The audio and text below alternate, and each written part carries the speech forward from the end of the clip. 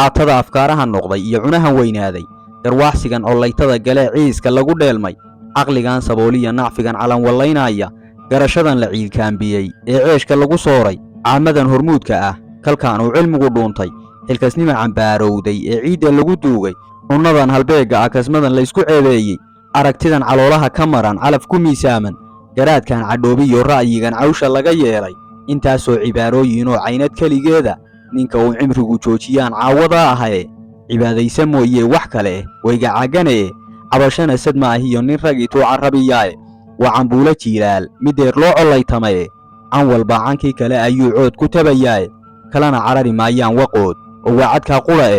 macabtaa sagaaradu ayaa la isku caaridaye anigoon curaafaysan oo aan faalna cuganaynin cilmi qaybna aan sheegan oon eebbacaasiin cidhibteeda Soomaali baan sii cabirayaaye cutubkay rogaysaan arkaatu cawilayaaye caaqibo inay leeyihiin waa cariya dhaare inay cayman doonaan iyana waa tukiya caade cala madow iyo waxaan cayna loo arage